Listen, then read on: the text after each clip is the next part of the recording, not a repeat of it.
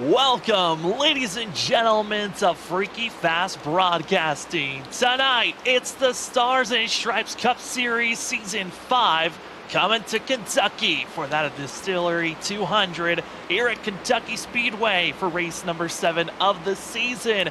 After last week's incredible run at Auto Club, where we got to see the rookie Brandon Pierce go with a strategy of 2 tires to get to victory lane, the question looms over tonight.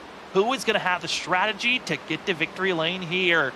As for us up in the booth here, Freaky Fast Broadcasting, for myself, I'm Sam Dyer. Joining me is Zach Hall, and then we also have that Robert Moyer going to be in the background, giving us all of the productions of graphics and the cameras for us this evening. Thank you for joining us again, and Zach, tonight, Kentucky, a track last season that gave us thrills in the unknown of who was going to get into victory lane because so many drivers were winning. Tonight could be very similar to what we saw last season. It very well could be. This track here, Kentucky, completely different than a lot of the mile and a halfs we go to. I say it's a track that's very similar to somewhat of like a Darlington, not to that far of an extent, but 1 and 2 completely different corner. Way less width on the racetrack, so it's much more narrow but much more banking, so it allows you to be able to carry a lot more speed. Then you head down that back straightaway carrying all that speed towards a very flat and wide turn 3 and 4, so it sets up for a very interesting race. And from talks we've got to talk to a few drivers this week and get some information, it sounds like these guys are struggling pretty hard when it comes to a tight race car, so it's going to be all about managing that rotation of your race car, making it want to get around these corners and actually turn without going towards that outside green wall. And also the question of who's going to be a fast driver to watch out for. I mean, we look at the last couple of seasons that have been here at Kentucky. We've only had 2 previous races. Back in season 1, when this series was running the ARCA cars, that Dylan Glass dominating that race, leading over 111 laps of the 120 that they ran, as well as getting the pole and the win. But then we look back to last season for season 4, Andrew Medlin finally getting himself into victory lane, but there was a lot of movement during that race, having over that of 6, almost 7 drivers leading at least 1 lap or more, with that of Christopher Wade leading the most laps, 45 laps. The pole award went to that of Cameron Sarton, who led 40 laps, but the ultimate winner of Andrew Medlin only going to be leading that of 11 laps. So it's going to be a test of who can really find that consistency at the end of this race, and potentially the strategy, because Zach, the fuel run as well is going to be something to talk about if this race goes through.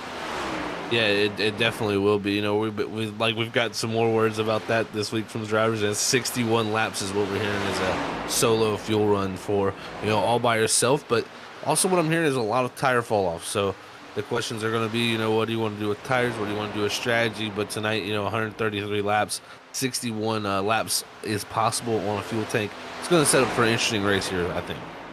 Yeah, it's overall, I think everyone knows that the high chances of getting themselves in victory lane could be there, as for tonight's race, the drivers are currently under practicing, as coming into tonight's race, Ken Campbell still leader of the points overall, with that of Chris Essery going to be in 2nd place in points, Karen starting in 3rd. But I think the big thing of a lot of these drivers has been the consistency of where these drivers are finishing, as going to be our top 6 drivers all have finished in the top 10 at least 4 times or more, showing that if you want to be in the top echelon of drivers to watch out for when playoffs come around, you got to be finishing at least in the top 10 if you want an opportunity. But Zach, we're closing in on halfway through this regular season, and now I think is going to be the pressure for a lot of these drivers of, if you have been struggling, you've got to be hitting your marks from here on out. Yeah, like you spoke of consistency right there of the top guys. I mean, if you're one of the guys farther down that list of the points there, you're going to need to find that consistency of that top group. And it's a tough thing to do. Week in and week out, every single week, end up in that top 10 and get as many points as you possibly can. But I tell you what, drivers, they've got at least now at this halfway point time to fix some errors possibly and get themselves in position, and it could all start here tonight at Kentucky. We'll see how it works out as we head into qualifying. Practice times were very, very close. That they were, with Nate Lynch top of the board with a 30.636. Then it was going to be that of Joshua Robinson in second. Third was Ross Tatum. Kyle McCoy going to be fourth fastest, with Travis Dart going to be fifth fastest of all the drivers. And of note as well from last season, Kyle McCoy, he was a driver that missed out on this race last season, and Ken Campbell, involved with a wreck early, never really had an opportunity to flex their muscles. So tonight, it's going to be even a bigger, I think, question mark on some of the fast drivers. That's not even touching on the rookies that we're going to be seeing here tonight that look strong, as qualifying is now underway as drivers are starting their times. They're starting their times right here. This qualifying session, I think, is going to be very valuable. We always say track position, track position, track position. But tonight, I think it's going to be even more valuable due to just the balance of these race cars. Everybody's talking about how tight the front end of these race cars are, how much they don't want to turn. That only gets worse the farther back you get in traffic. So if you're not starting up near that front, you're going to be struggling early with a car that really does not want to turn. So getting out here and getting a good qualifying lap to put yourself out there in the cleanest air available will be very valuable, I think, to start this race. As drivers getting their times in, Kyle McCoy going to be the first driver to start his time, the 7, with a 30.911 with his time. But everyone else starts to trickle in. Scott Ricker's going to be second on the board, but this 7 looking to show how fast he can be. Still, I think that's one of the crazier things looking at the stats coming into tonight. Kyle McCoy still looking for that win. That is kind of actually interesting to say that, because of how fast he's been throughout this season. It's going to come at some point. We saw last season, even with his championship winning season, it took a while to get into that rhythm there and get that flow going with a new car. I mean, they change a car every single time we've been here at Stars and Stripes, and they're all their seasons. So it is a flow of getting into a new car, but his speed has not been lacking in this next-gen car. It's just been the finishes. But right now, still sitting atop that board, that second lap going even quicker. Even faster with a 30.774 as we look at some of the other drivers and times that they're going to be setting, rolling on a pit road and slowly making the charge. It's the 4 of Aaron Hale, who's been trying to find a little bit more on the speed last couple of seasons, notoriously known for qualifying in the middle to back of the pack. He's been starting to find a little bit more speed up front. I think for Aaron, I think a lot more of recognizing maybe I don't want to work as hard to climb up in the top 15 to top 10 range at the end of these races when you qualify so poorly. Yeah, it just makes everything more tough when you start that far back. I think he's found this season starting farther up has been a nice streak to him a few times. And even looking back at races like Texas, I mean, he could have won that race, ended up, breaking a tire there near the end. And tonight, not too similar to Texas, but, very similar in the fact that you got two different sides of the racetrack. So, and tire wear, going to be a huge factor. We always know Aaron Hale in this Ford machine, always very, very good at keeping the tires underneath him. So, we'll see what he can do here on his first time around here. This will be his first lap taken. First lap in for the 4, as it's going to be up to 21st position with a 31.137. Going to be bumped down just a little bit, but for Aaron Hill, also want to touch on the fact for this Ford machine, 20th in points. Going to need some better runs coming forward. Only the top 12 drivers make it into that of the playoffs unless you get a win, which then you are locked in. So drivers got to be remembering, you got to make sure you get higher up into those positions as the 4 coming around, finishing out that last lap, 11th on the board currently, as other drivers are finishing up their times as we're in our final minute of qualifying. And here comes Cameron Sarton. Yeah, this will be a driver definitely to watch for here as the boards light up. It'll be the first lap this time for him, and what we've been seeing is most of the guys have been putting it down on the second lap, as you got Grimm and Hess there in the second and third below McCoy still at the moment, but Sarton comes across the board here the first time. That's going to be 23rd, like I said, so we'll see what the pickup is here on the second lap. I expect him to jump somewhere around the top 10. As he was a driver that got the pole here last season, hoping to get the pole again. Came up very short on where the 94 wanted to finish last season, only 16th for himself. As other drivers are coming across the line, it's going to be that of Joshua Robinson, top of the board here, late with 15 seconds left in qualifying. Here comes Cameron Sarton with a flyer of a lap down on the apron across the line. The 94 hope for the pole as he'll climb up, and it's only going to be 16th. That's a shocker there, Zach, to see. Yeah, it's a big change from last season, like you said, from pole position now back to 16th. So unfortunate for Cameron starting there, but Joshua Robinson stealing it from Kyle McCoy here in the final few moments. As drivers are going to be starting on the grid, got to give thanks to all the amazing sponsors that help out here for the Stars and Stripes Cup Series. That's going to be Sharp Apparel, as well as Next Level Racing and ButtKicker. Thank you to all the amazing sponsors for us to be racing here tonight for that of the Distillery 200 at Kentucky Speedway. As we take a look here at our qualifying results, it's going to be that of Joshua Robinson in the 30 machine with Kyle McCoy in second place. Dylan Grimm going to be in third with Andrew Hess, who was trying to make a late charge last week at Auto Club. We started up in fourth with Ken Campbell in fifth. Sixth goes to Nate Lynch, fastest for practice. Not the best qualifying time that he was hoping for, but seventh goes to Ross Tatum. Thomas Ogle going to be eighth. That is Zach Kreitz going to be in ninth, with that of Dill Copeland going to be in 10th place. The 11th position is going to go to Brian Burchett. 12th is going to be Aaron Hill. 13th is going to go to Andrew Medlin. 14th is going to be last week's winner, Brandon Pierce in the 38 machine. 15th is going to be Dylan Glass. 16th is going to go to Cameron Sarton. 17th is going to be the 8 machine of Philip Chavez. 18th is going to go to Chris Essery. 19th is going to be Kyle Bowling. And rounding out that top 20 is going to be Mike Lynch. And it's going to be that of Travis Dark, going to be in 21st position, with that of Chris Wade in 22nd. 23rd is going to be that of Derek Offerman, with Scott Rickard going to be in 24th. Ken MacArthur is going to be in 25th. 26th goes to that of Brian Lynch, with Patrick Hastings in 27th. Brian Chu going to be in 28th. 29th is going to be that of Ryan Lynch. To finish out your top 30, Trey Jackson starting a little bit deeper than you usually see. And your final 6 cars here on the field tonight is going to be Randy Cornwell in the 31st position, Doug Pearson 32nd, 33rd is going to go to Sam Siegel, 34th is going to be John Dart, Mark Perry's on 3rd and 35th, and rounding out our field here tonight is the 91 of Jason Gratton.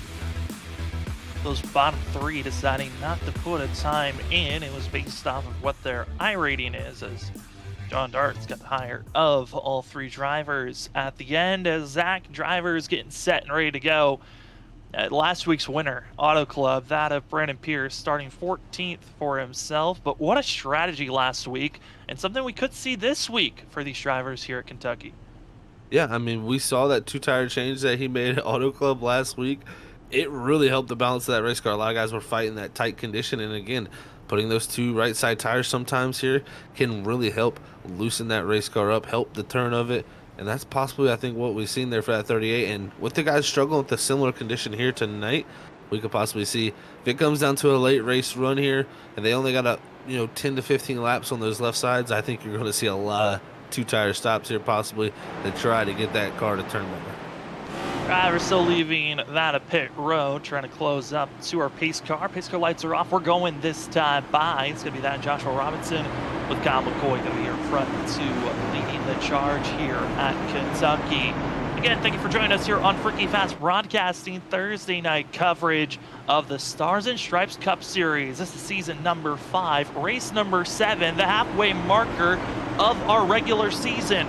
It's time to start hitting your marks if you've been struggling, and there's a few drivers in mind that we know need to start finding their groove to find themselves into the playoffs. But up front, drivers have been consistent and hope to continue so. Pace car is off into the Geico restart zone. The drivers go, and we are green here at Kentucky to start out this 133 laps. Let's see who can get to victory lane here tonight. That was a great start from the outside line of Kyle McCoy, making it nice and even here. As through 1 and 2, though, that bottom lane is probably going to be the preferred groove right here through off the corner. But, a little bit of sliding there from these guys off the corner there. That's really going to stack it up there as Grimm's going to be sliding backwards. Robinson's going to be taking the lead here on the inside. Kyle McCoy had to be careful. He almost drifted up in the outside lane, but here comes the speed and momentum out of turn number 4. The 7's trying to carry, still side by side for the lead, and leading lap number 1 across the line. It goes to the 7 of Kyle McCoy back into turn number 1. Yeah, defending champ here, Kyle McCoy, trying to take this early lead, but this is going to be the spot where it's tough. But right now, it's looking good as he's going to have the momentum out of 2, and he will clear him down the back straightaway and take control of that lead there as Grimm's going to be slotting in the 3rd with Robinson there 2nd. Campbell's going to slot in the 4th, and it looks like Hess back to 5th. Dylan Grimm, a driver that really knows this track well. He is a driver that can find some speed and hoping to do at least a decent job here tonight for a good finish for the 23. You'd hope to get a win. And this is a track that could suit the 23's driving style of finding the tire wear, keep it smooth, and keep rolling. As up front, still going to be Kyle McCoy, a driver that missed out on this race last season, hoping to have some good speed for himself as we look here for the 25 of trying to make the pass here on that of the 54 of Andrew Hess. And Hess hoping to have a decent run for himself as we drop even further back right on board with Thomas Ogle changing up the pink with some orange for himself, heading down into turn number 1. Yeah, here he's on this outside groove trying to make it work, but you got that 20 Ross Tatum on the inside line trying to battle forward here, but it's still going to be that outside line prevailing right here down the back straightaway as Ogle's almost going to clear on the entry to 3, but just can't get it done. But there's a large group of drivers right behind this. Zach Kreitz there. You got Dale Copeland in the 55, Brian Burchett there. Also Andrew Mellon, our defending race winner here at Kentucky, right in tow with this field. Now I'm getting a little bit concerned though for this 83. Thomas Ogle certainly was aggressive on that last lap trying to get by the 21, and here comes Zach Kreitz, who's going to go to the outside of Ross Tatum. And the thing for the 83 for myself watching this is he's very aggressive on the entry of the corner, which Zach, both of us know that is a lot of wear you're put on that right front tire. Oh, most definitely. One of the number one things that can really equate to a lot of that wear is just carrying too much speed on entry, and that's what you see when a driver really drives it in deep. They have to slow that car way down. Also, probably using a little bit of brake even sometimes to slow it down with it being so tight. That can warm up the tires with the brake heat transferring into actually the rim, then transferring into the tire. So from there, it only equates to a tighter race car. So yeah, I think Ogle has got to be careful, and everybody else too, because that's one of your number one rules as a driver. Don't get in too deep. That'll really start to wear that right front tire. Another thing you have to watch out for is not turning that wheel too much. You think sometimes you can turn the wheel just more to be able to get that turn in the race car because it's so tight, but you're only just, pretty much grading the tires off, and it's a bad decision to do that as this battle back here is continuing on. Pierce trying to make his way forward, our winner from last week. Yeah, 38 machine trying to get by that of Copeland and the 55 Chick-fil-A machine, and not able to make the charge just yet. Really looks like passive in the center of the corners is 38, trying to make sure he's not wearing those tires out too quickly as Dale Copeland going to be aggressive, trying to make the pass on the 33. That's going to be finding Brian Burchett, which Burchett doing an all right job for himself. This 33 machine the last couple of weeks has been lingering further back in the field. It's great to see him up inside of our top 15, but we talked about our last season's winner, the 12, Andrew Medlin. He's hoping to have a good run, and then right behind him is the driver that's won here as well, Dylan Glass, but that was back in the ARCA cars for the 16, and that was all the way back in season 1. That was quite a long time ago since the 16 won here at Kentucky. Yeah, he's trying to take from the past there and carry it over here to the future and the present right now. So just right now riding in a good spot around here, 14th, up one from that one position where he started in 15th. But he's also got some pretty quick drivers there right behind him. Is this group right here? I mean, really from Sarton, you got Sarton there, and Essery now up to 15th, but Sarton back to 16th. Bolin there in 17th, Rickard in 18th, Wade 19th. I mean, that's a really strong group of drivers right there, all stacked up. As you also got Cornwell right there on the outside in the 22. Cornwell, big thing about this 22 machine, biggest mover so far of the whole entire field, up 11 positions, about to be 12 and more, trying to make that outside lane work for this 22 machine, and just like that, up 12 positions for himself, trying to make the crossover move. Instead, we'll give a bump to the 05, and now just trying to set up for this next corner. Randy Cornwell, 12 positions, didn't have the qualifying time, but sometimes other drivers feel like they want to be aggressive, they got fresh tires, and these are the types of movements they can get in the early going. But big question for the 22, Zach, has to be, where will he actually lie once we get to a longer run? And in about 10 to 20 laps, will the 22 still be up here in the top 20?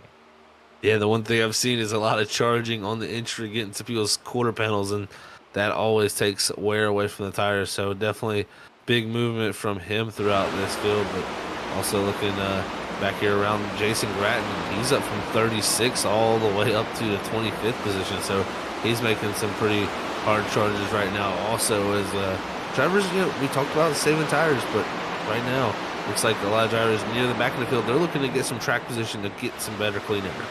Well, talking about drivers trying to move forward, well, we got to go up to the lead because Joshua Robinson setting up the pass for our leader of Kyle McCoy. And McCoy Might have been using up those tires trying to get ahead of this 30 machine, but the 7 gotta be hoping that he can find a little bit extra speed, but Dylan Glass giving the draft advantage to the 30 down into turn 1.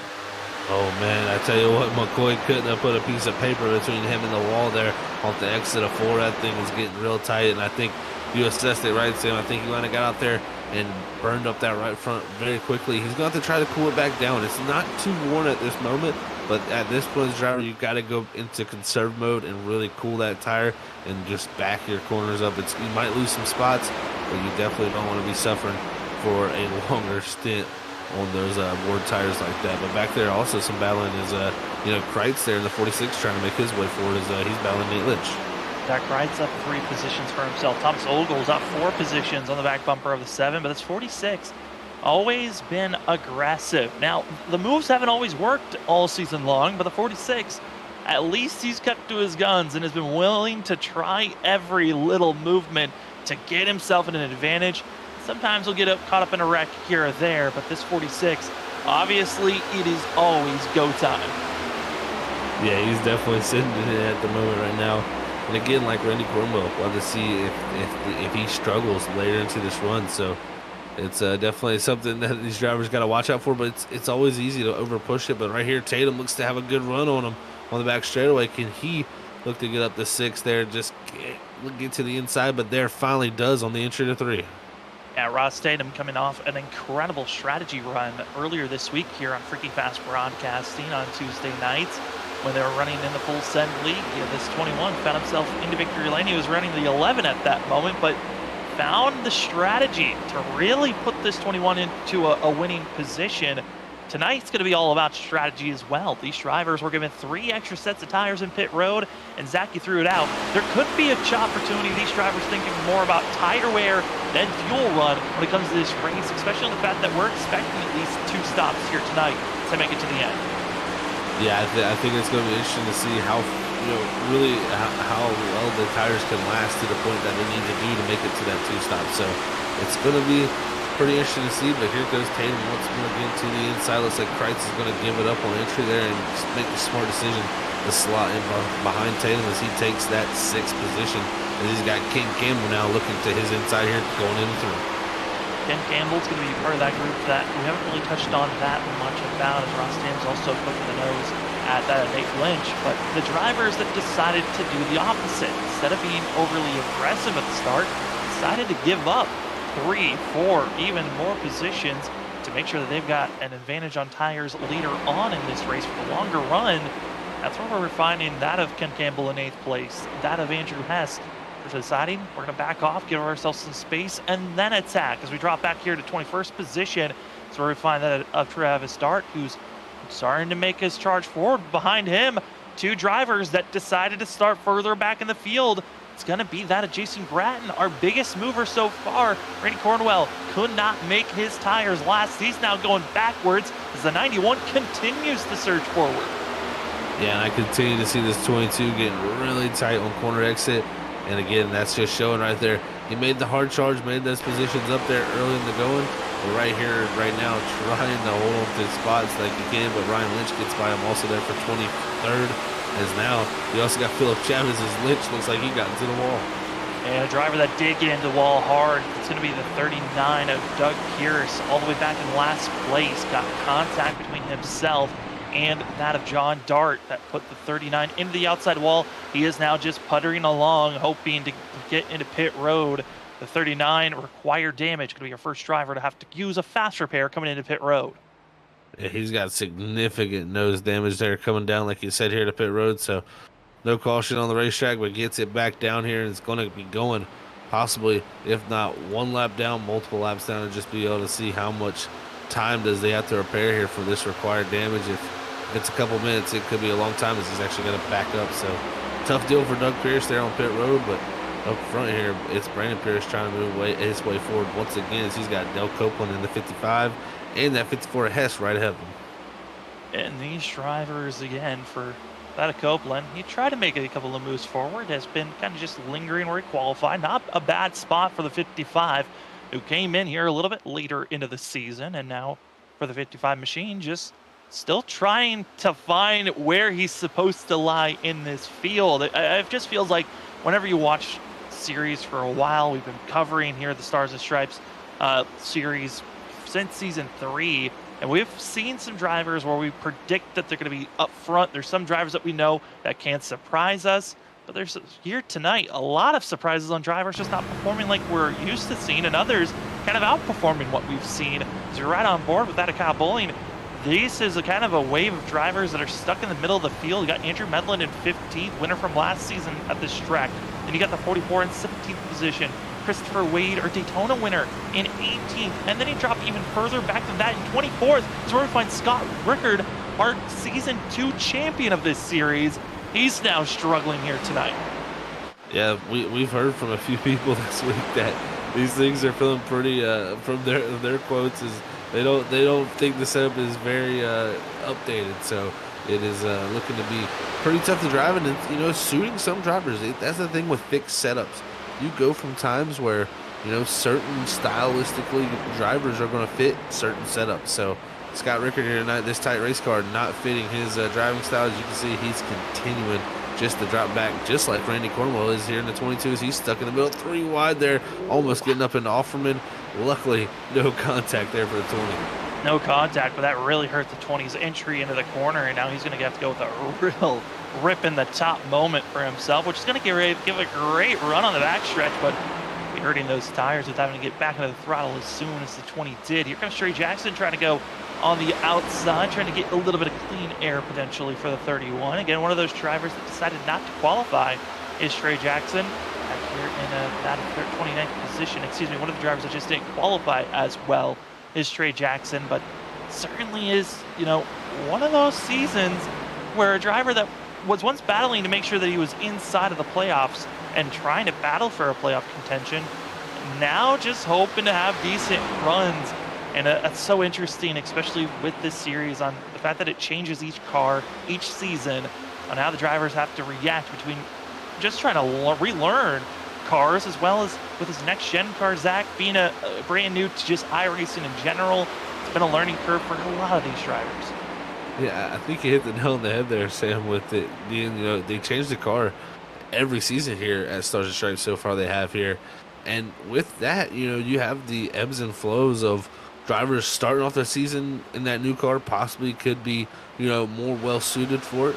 But then you have drivers that get more suited as the time goes on, and then some drivers fall away from that. And you also get new build updates in iRacing. It's always interesting to see throughout a season which drivers go up, which drivers go down. So it's something that I think also has a big factor of them changing the cars, but not only that, but also this car constantly getting updated. But got a good battle here as Hale's trying to hold off. Looks like Travis Start here. Travis Start trying to figure out how to move up into that 18th position as they're setting up. Melissa before, better center off, a little too aggressive as the 28. But if we move further ahead from these drivers, the battle for 9th place. See drivers that can crack into the top 10. This is the true gaggle and kind of a cluster of drivers that were aggressive early on, those that have been patient for this point of the race. And now it's a question of, will this be the spot where we find our first official caution of the day, or could it be somewhere else? Can we stay green as we're on lap 28 so far of 133? Yeah, this is definitely stacking up, and this Del Copeland right here at the top of the bottle here, such as the cork here in this little bit of this group here. So this 55 kind of holding a few of these guys up. Right now, Brandon Pierce, the first one trying to make a move on him, but you're also going to have Brights there in the 46, he's been dropping back ever since he's drove his way up into position. Now he's going to have Essery in the 10 machine below him. So all these drivers stacked up as you see the big run there from Pierce coming off of 2. Great job by him here. He's going to try to make the pass down in 3 and try to hopefully have some clean track here to get away from this group. And that is timing that you got to think right in the moment. With a huge run like that, you're trying to stay in the draft as long as possible before cranking it down and then go for an opportune passing moment. And if you mistime it at any moment, you could be causing a wreck or spinning out the driver in front of you. Great runs that we're seeing right now, but a driver that's on the move, it's the 10, getting by that of Kreitz.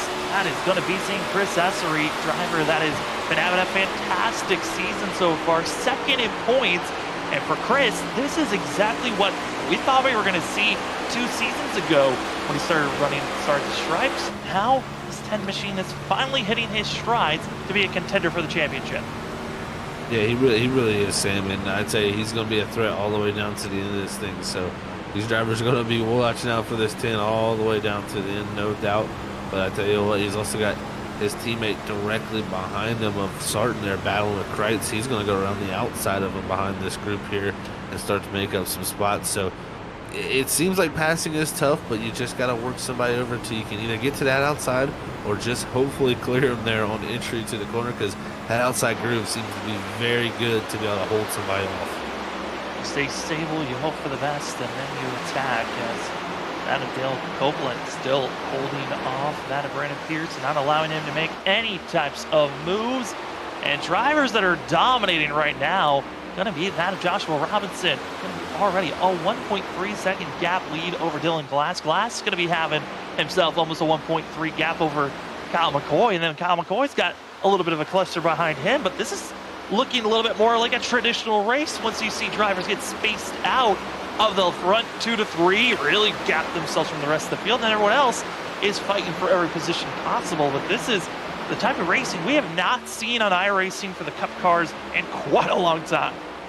No, definitely not. This is definitely very interesting to watch. And I tell you, the other thing I'm interested to see is, which guys are shifting, which guys aren't, because, that's a factor going into this tonight, is especially down there in 3 and 4, you slow down a lot more there in that flatter corner there of 3 and 4. So a lot of guys might be utilizing that downshift there into that 4th gear with this sequential gearbox that we have in these new Gen 7 Cup cars. So very interesting to see, and you also could possibly see it down here in 1 and 2. So a few guys probably elected to do that. Right on board with Ken Campbell, running in 6th place. Seen in front of him is that of Nate Lynch, as running to see the shifting down from these drivers, as this 15 certainly is trying his best to get through the gears as best as possible here, Zach.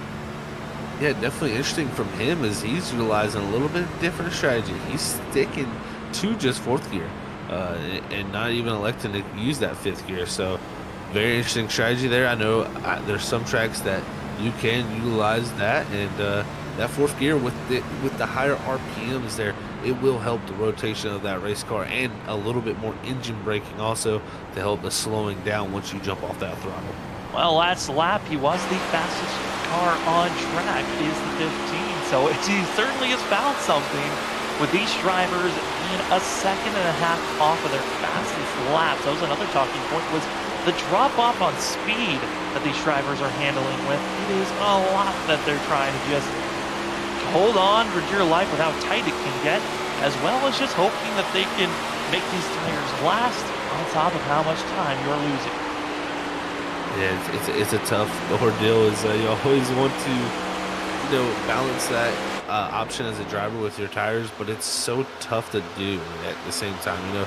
You got Robinson, who's really drove to this big lead. It's impressive to see that his lap times really haven't dropped off too much. There is guys running quicker lap times than him, but he's really not, losing major amounts of time here with how far he's driven out here in these first 37 laps. So great job on him there with even having that much speed, able to manage the tires that well. So right now, very, very spaced out, like we've said, and Tatum here looking like a great run for him here in 4th, but it looks like McCoy's starting to get away from him.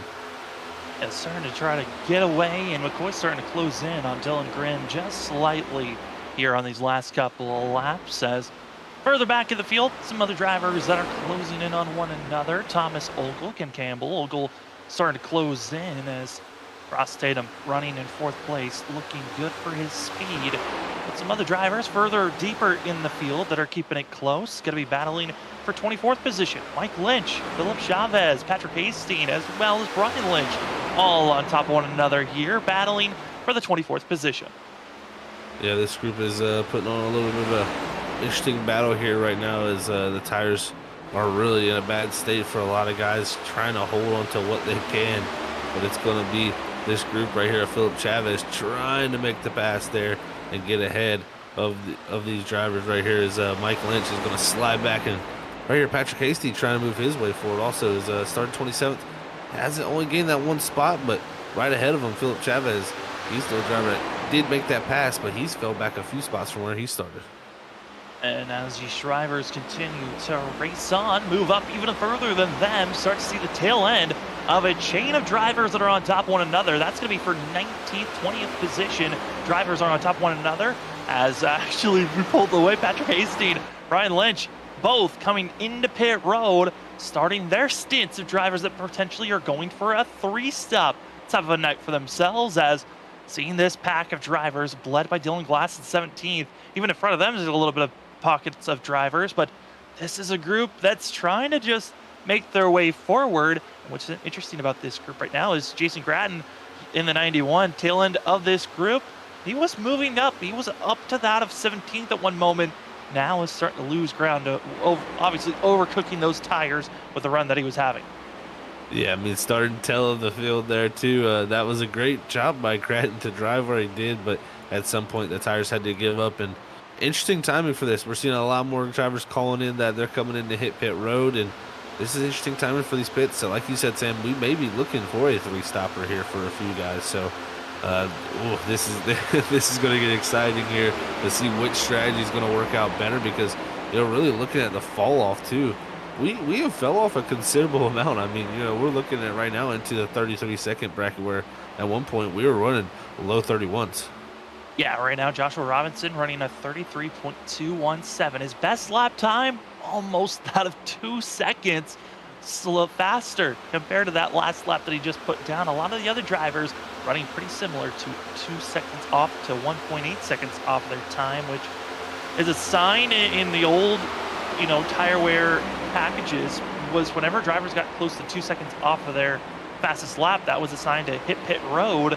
But with this next gen car, it has been a revolving door on how, again, the car changes, the tires change as well, on how you and when you truly want to come into pit road. So even for us, we don't know if it's going to be a safe time to come into pit road even at this moment, or to push it out even further. But I would say, Zach, if you're going to be trying to aim for going on empty on your fuel, these tires are going to be close to that of 30 to 20% usage left on the tires to make it to the end.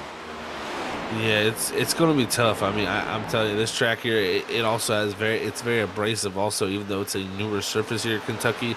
That flat 3 and 4 corner really does abuse the tires, and the more that, they continue on these tires, the worse they're going to get, of course. And we'll see what the drivers who, elected to do this early stop. It's definitely an interesting strategy in my book to, come down there on lap 40. But at the same time, it's not that far away from where a 2-stop would be. Really, we're looking at a 2-stop window opening up right now.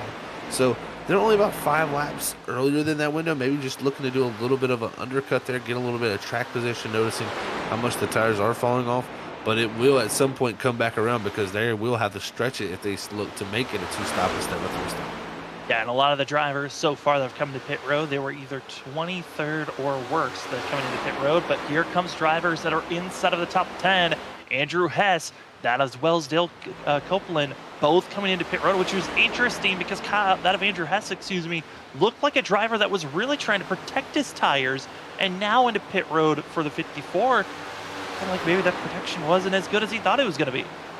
Yeah, it didn't seem to be, as he was starting to actually, fall back and fall away from the group up ahead of him. So it looks like he'll be elected to do a little bit of an earlier stop.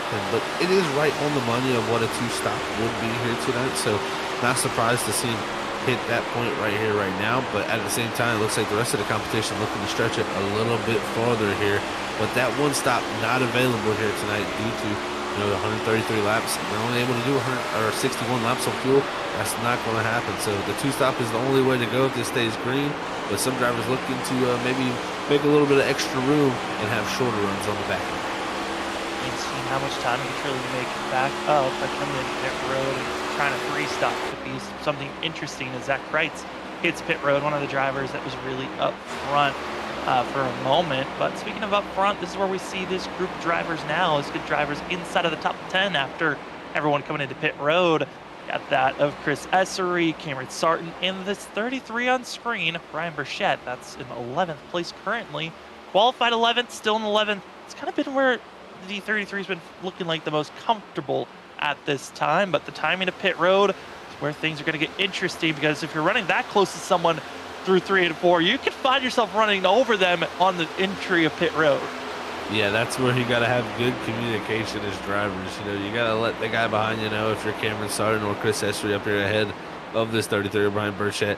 If you're this close to someone, you have to let them know. A lot of times as drivers, we don't want to tell our competition that we're coming to the pit road. We want to make it a little bit of a secret, catch them off guard.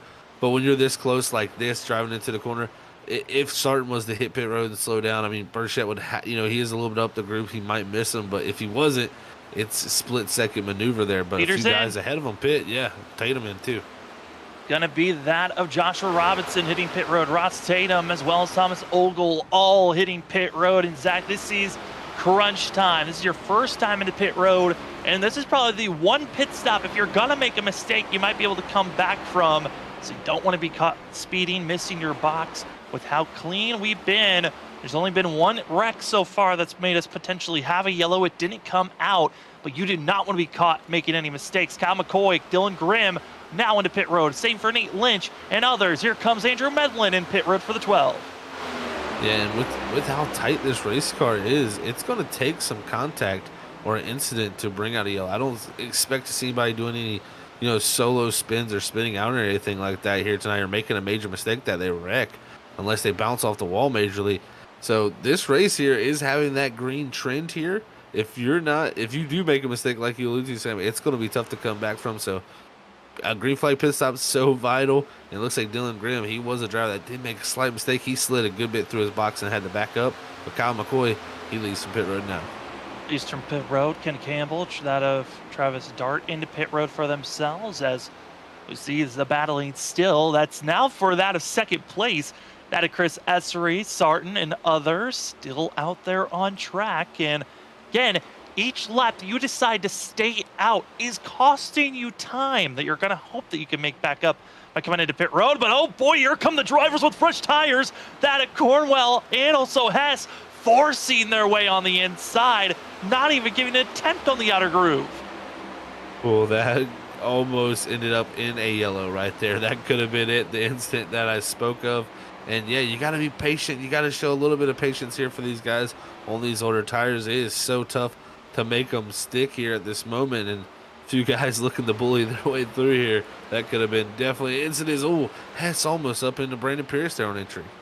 Pierce right now is leading this race. There's drivers over the radio frustrated with some of these moves, but that's kind of what you get when you're on 2-lap slower tires than everyone else, is the closing rate so fast. I don't think everyone was kind of expecting that. As into pit road, going to be that of Essery, Sartin, and Burchett all together, as well as Jason Gratton going to be coming out of pit road. There's one driver that is being caught with a major mistake, as Travis Dart caught speeding at a 40-second hold, and now going to be at least 1 to 2 laps down as the drivers continue to race around this track and making their decisions to come into pit road.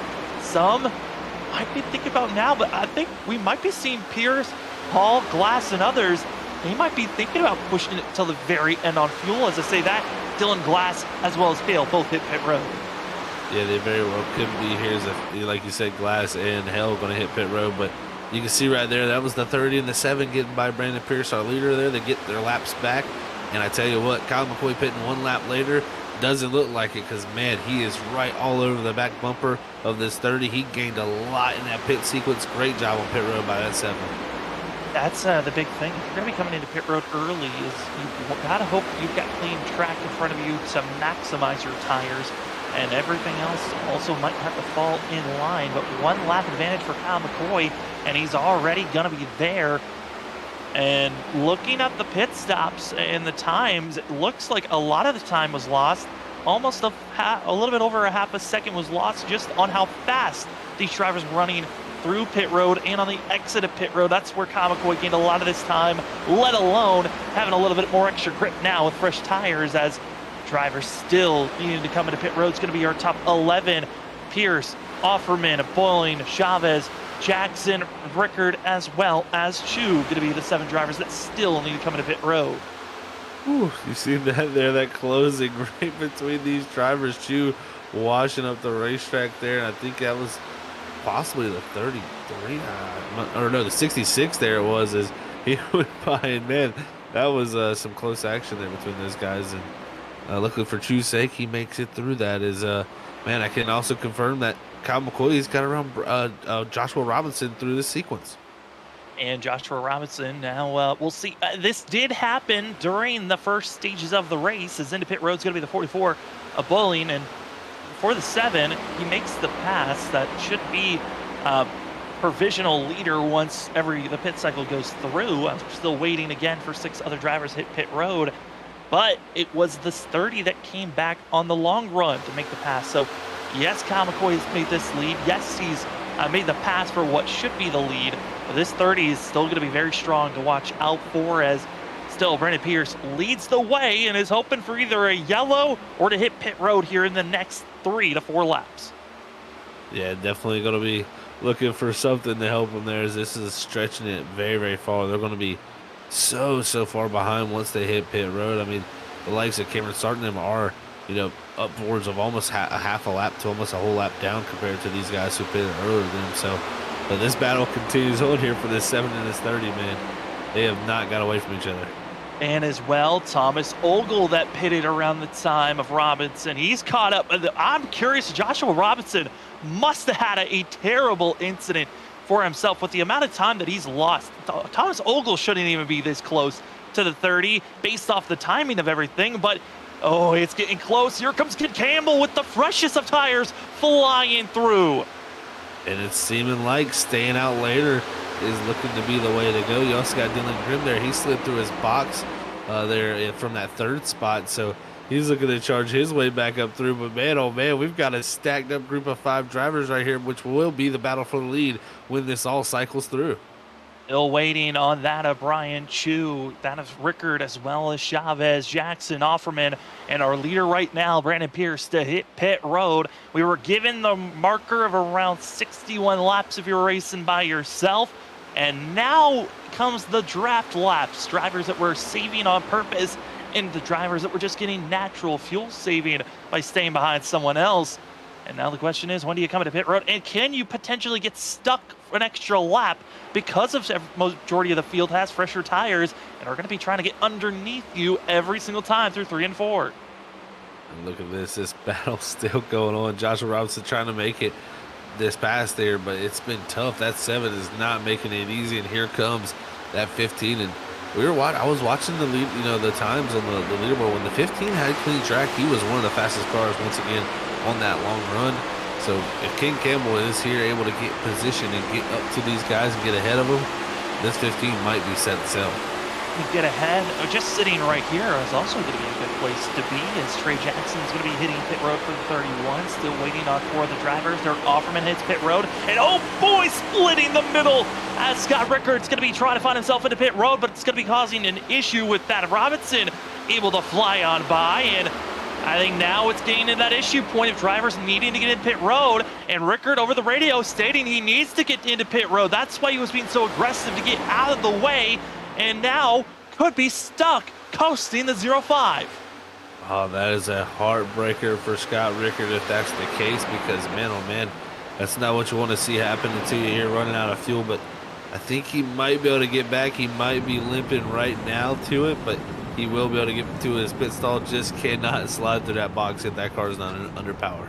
And he's going to still have power downshifting. He's going to be the 05, and now coasting into his box is going to be that of the 05 as well. Going to be hitting pit road as Brian Chu, leaving us with just 2 other drivers. Philip Chavez in 3rd place, as well is going to be that of Brandon Pierce in 1st. Going to be where he lies. Andrew Hess, who just took off like a rocket ship, pitted that of 4 laps before that of Robinson. He's trying to become the provisional leader potentially here for the 54. That's very true, Sam. We figured out all about his 54 machine pitting there a little bit earlier. He will possibly be the provisional leader, but also my question is, Brandon Pierce here, he's going on the complete lap 65 now, and I think he's coming to pit road finally now from the lead. That almost is enough to stretch it, but that still is about 3 laps short from making the full distance of this race on 1 stop. That's so impressive, though, that he made it that far. It's so impressive, as going to be that of Pierce making it into pit road. Philip Chavez somehow luckily makes it into pit road. And now Andrew Hess, who is being swarmed by lap down drivers, but is now our leader, is the 54 machine. But now the question lies on who's going to run down the 54, because there's a good group that are still bickering between themselves. Yeah, they're still about 2.2 seconds back. You got Joshua Robinson there, Ken Campbell. They're trying to go around the outside of Kyle McCoy and make that pass. I think he finally will there get that job done now. He'll have just Robinson and Hess up ahead of him. But, man, this group, yeah, they definitely are good racing hard, and it's allowed Hess here to have a decent-sized gap.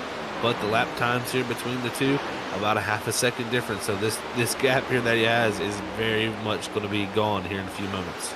And it's all about running down Hess. And for us, we're going to step aside because this drivers, we're at the halfway marker. We're going to take you to the end of this race after this commercial break. But these drivers have been cruising. They've been flying, and their first pit stop is done here for the Stars and Stripes Cup Series. This is race number 7 of the season for these drivers, as they cannot wait to see who's going to get it done. Will it be Robinson, Campbell, McCoy, or could Andrew Hess somehow steal this one away? We'll find out in just a few moments.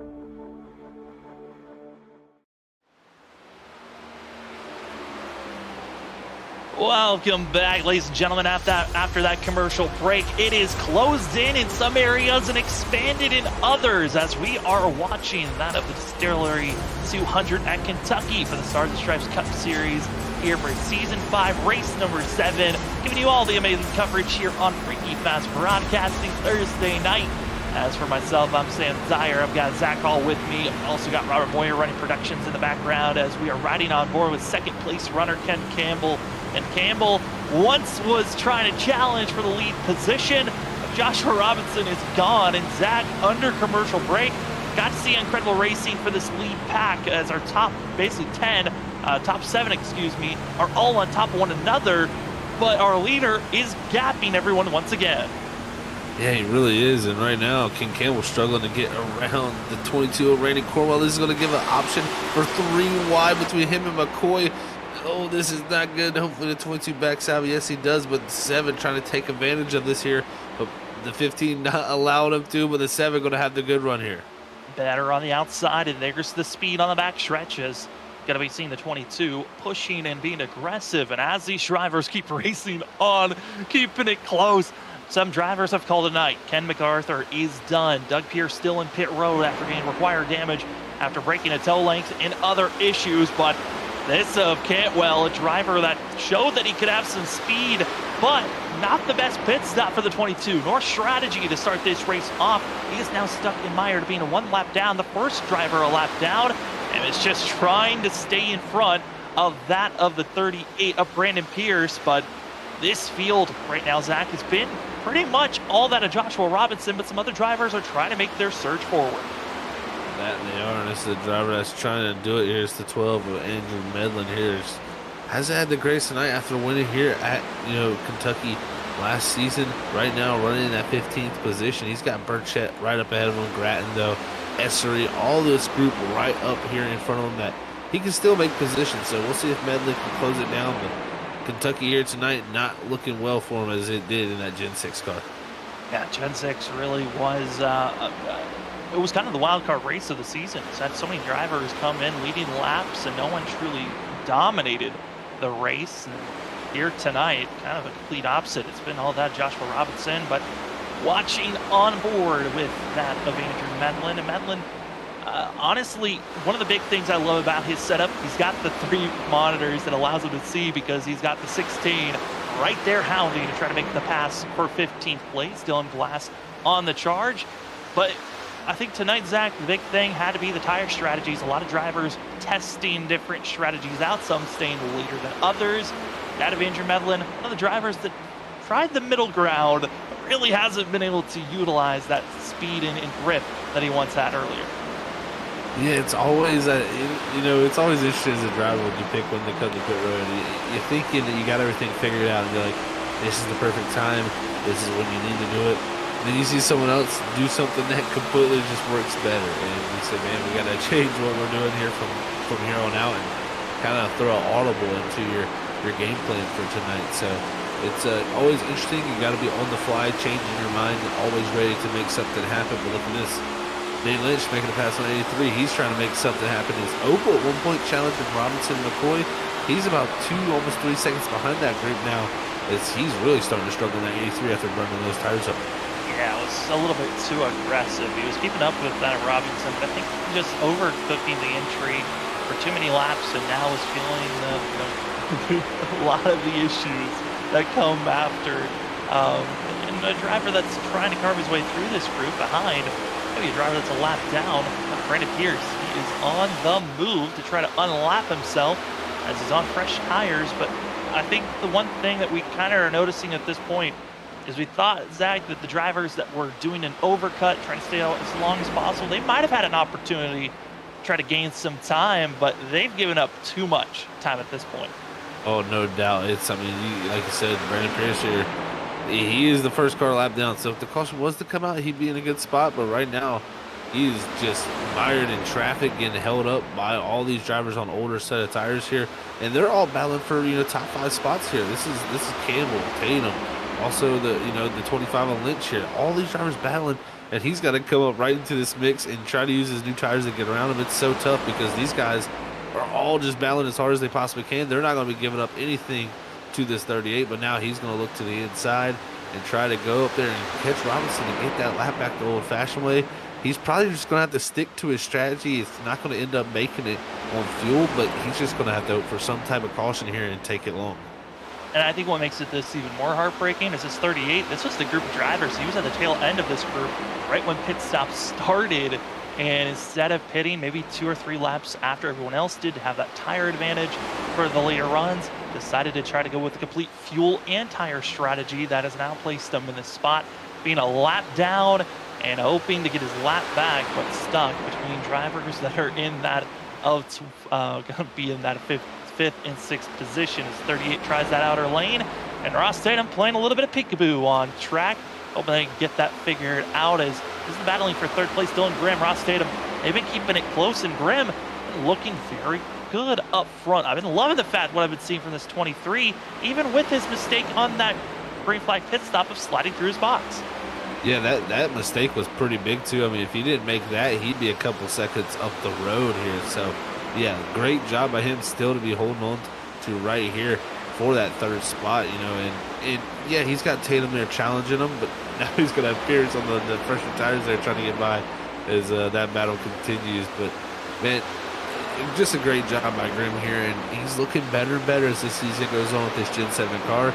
And we got to remember, he was a Final Four contender, not last season, but the season before that. So he could get to that, you know, that same place again. He could very well have a shot to win this whole thing. It really does. And also, if you take a blink, you might miss it, as we just had our green flag pit stop, Zach.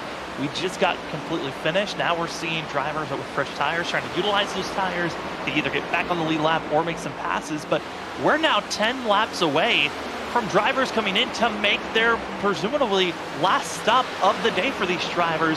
Those that are thinking about making this race a 2-stop, they're about 10 laps away. Those that are thinking about turning this race into a 3-stop, it would have already came into pit road about 3 laps ago. But this is, we're getting to that go time, the money stop, where you cannot make a mistake. We've already seen a couple of other drivers make some hefty mistakes, such as that of Travis Stark, who got caught speeding. It's something that you cannot get done. And as well for Dylan Grimm, who's in third place, trying to hold off or let go. It seems like he wants to fight the 38 for this non-position. This is a lap car that Dylan Grimm's fighting, but Grimm, who got caught up with a speeding penalty, with that of missing his pit box and having to back up, hoping that he doesn't make that mistake or anyone else makes that similar mistake later on. Yeah, definitely an interesting scenario there in the race that 38 as hard as he did there, and you know, try to pull him back on the quarter panel there, because not only that, you're kind of slowing both of you up there by racing side by side and letting Ross Tatum close that gap down. So it definitely wasn't ideal there for the 23, but now Tatum going to try to recharge his tires here and try to get back into position to try to make something happen there to try to gain time on him. But we look back here to Andrew Hess. He was one of the first drivers to hit pit road. Right now, he's all behind this whole entire group. His tires have started to even out here as he's held on to it back here in 8th. Yeah, I came into pit road 43 laps ago and was one of the first drivers that was up front hit pit road. Same with this 54 was that of Copeland back in 11th place for that of the 55. So we could see a similar strategy. It worked out way better than I think a lot of other drivers expected, with the gap of pitting just 3 laps sooner than Joshua Robinson. But at the same time, you pit 3 laps sooner, it adds up to about 6 seconds or more that you're actually gaining on those drivers that continue to stay out. That's 2 seconds each lap. And now we'll see if 54 and the 55, they decide to do another undercut, or if they try to push it a little bit further and try to be equal with everyone else. As we look back at some of these others, oh no, actually into pit road first is our leader, Joshua Robinson, going with the gutsy undercut call. Wow, what an interesting strategy to pull here from the lead, Sam. I am completely mind blown by this, that he's going to go out here and pit this early. This could be, you know, very detrimental to the end of this race, or it could be the winning move. We'll have to see here as he hits his stall. What does Kyle McCoy and the rest of the field do? They're going to have to make a decision on what they want to do to counter this. You got to stay out for at least 3 to 4 laps. You're going to have that advantage. We already just saw what happened to Hess. Yes, it's forcing the hand, but McCoy comes in right after. This is crazy. Dylan Grimm, Thomas Ogle, and Hess all coming this time.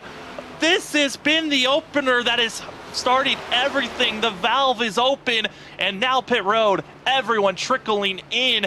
Ross Tatum, Campbell, do they come in or stay out another couple of laps? I mean, in my mind, I'm thinking stay out for at least 2 to 3 more laps. Get those fresher tires. Yes, you're giving up time, but you're not giving up as much as it was on the last time you came into pit road. Here they come, into pit road.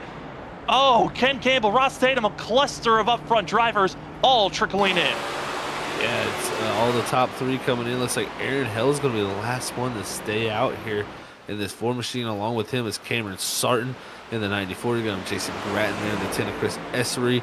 All of them staying out right here. This is definitely setting up to be an interesting call because we did not expect that. I expected right around, I didn't expect our first pit stop really start happening until 95. So that was a couple laps early for me at least.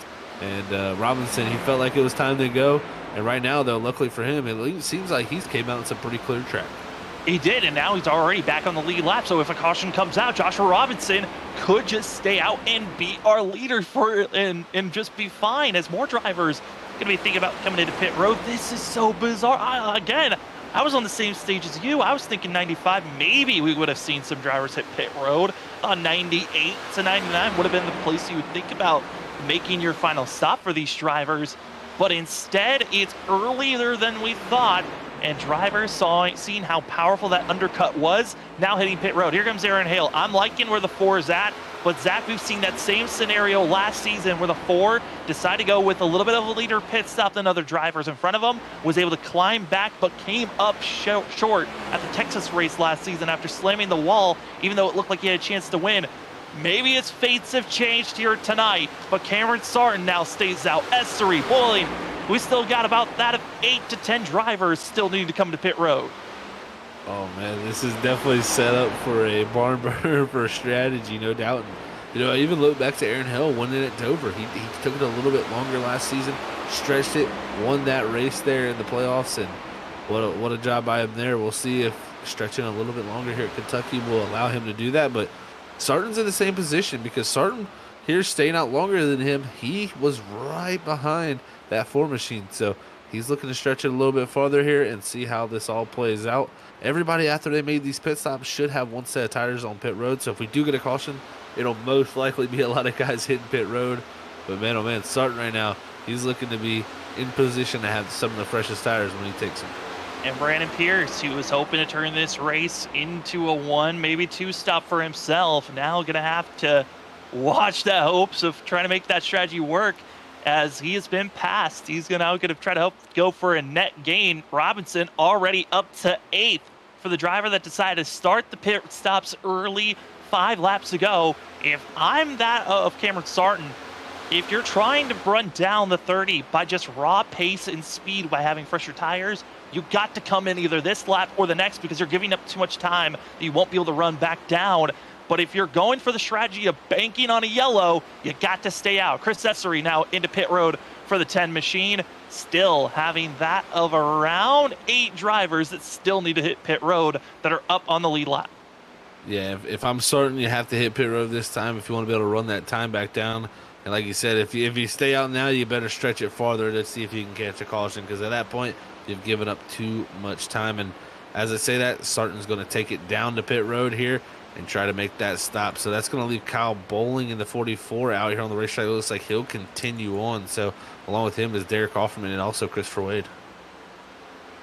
And oh man, this just changed everything. Offerman into pit road for him. That of Cameron Sarton into pit road for himself, cleanly into his box, the 94. But all eyes now are going to loom in 5th place. Going to be 4th now of Robinson, Kyle McCoy, Ross Tatum, all trying to close up. Ross Tatum, 2-lap fresher tires than that of Robinson, and only about that of a 1.5 seconds off of Robinson. So Ross Tatum will be in striking distance, but he's got to utilize all that fresh rubber just to catch up to the 30. It's going to be interesting to see if he can do it. Right now, running about 4/10 quicker also that last lap. So the one thing I did see, we see guys like Ken Campbell, we see guys like Kyle McCoy. They pitted that 1 lap later than Joshua Robinson on the last run, and they were right there with them. But the one thing they did, I think, that different than Robinson is they really pushed their cars hard there, utilized those new tires to try to get up there and try to make something happen with Robinson, where he kind of let his tires come in. We'll see if this time Kyle McCoy, Ross Tatum, someone like that, can utilize a little bit better strategy here with the coming of the tires as they got 3 wide on the straightaway with our leader Bolin there as you got those cars passing by on the tires. It'll be interesting to see, can someone utilize the tires better on this last run? still out on track.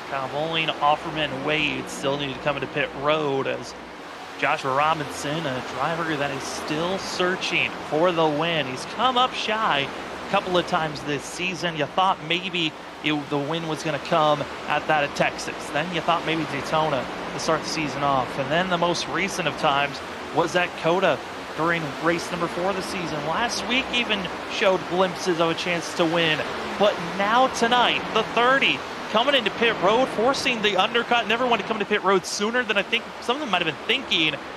This is now put an opportunity for Joshua Robinson, who's looked like the dominant car here tonight, to go for a win. Still, Derek Offerman leading this race, still needing to come into pit road. Same for Christopher Wade, who's right behind him. And seeing drivers that have already come into pit road, fresh rubber, for making these passes and making these drivers of the 20 and the 53 to stay out an extra lap for themselves, as we are now in the final 31 laps here tonight at Kentucky. Yeah, it's closing down, man. And this pace that these guys are setting is so impressive. I mean, we're only an hour into this race here tonight, and we're already 100 laps in and almost closing down within 30 to go. So that is super impressive with these guys that have kept it green all night long. And Tatum, though, right now, you know, there's talks about in the chat, can he go 2 for 2 here this week at Freaky Fast? He's, like you said, he got that win there on Tuesday night, right here, closing down on our top 2. Yeah, Tuesday night, it was a dominating fuel and tire strategy by the 21. And what's been interesting here tonight, been a lot of gutsy calls. Zach, gutsy call by the 21 here tonight. Want to know why? 2 tires was the call for Ross Tatum on that last pit stop. That's why he gained a lot of time back and why he's caught up already on the drivers ahead of him. I'm really liking this call, man. This thing is looking a lot better. The car is rotating. Everything about the look of his race car right now is looking better than the cars up ahead. The question is, though, this is a longer, a long run here on the left side tires. The left side tires still do wear, but those right sides being more pristine than the left will help that car rotate. But at some point, those right sides will get worse than the left, and it's just going to be overall bad tires. So he's got to utilize them while he can, but it's going to be interesting to see how they work for this whole entire majority of these final 30 laps.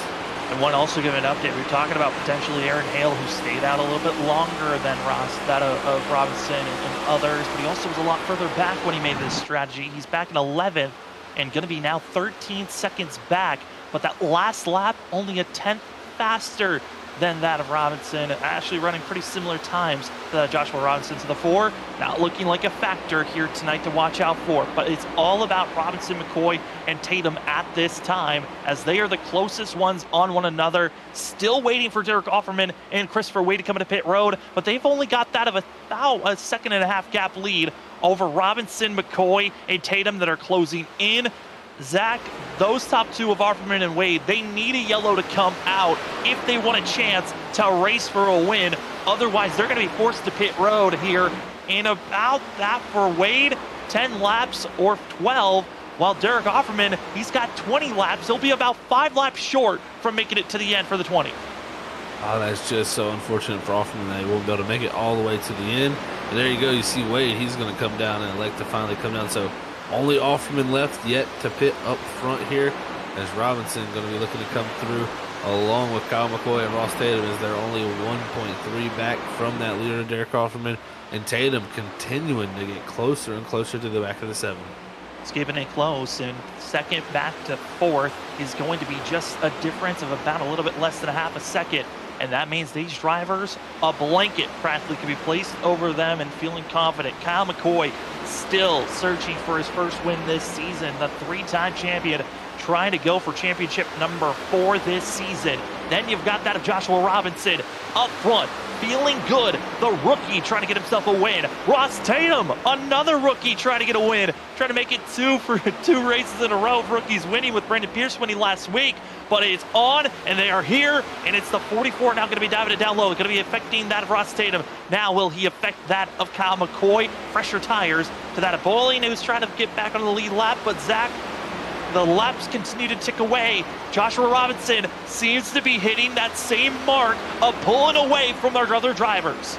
Yeah, this is that point of the run where he has just been on fire. He starts to really turn it up the wick, and his car just seems to get better, and it's been proven with the lap times the last few times by. But man, if the 21 can get by the 7, what will he have for the 30? We'll have to see, because he's putting the pressure on Kyle McCoy behind this. And up the racetrack is the 30 there, a little bit letting Kyle Bolin by. That was definitely a little higher than he wanted to go, and lost a little bit of time to this group behind him.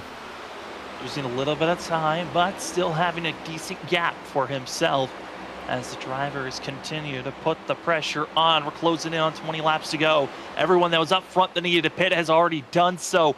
Brandon Pierce, who's open for a good strategy, he's back to that of 18th place, and it's still going to need to go into pit road. Same for that of a collection of about 5 other drivers that are a lap down or more.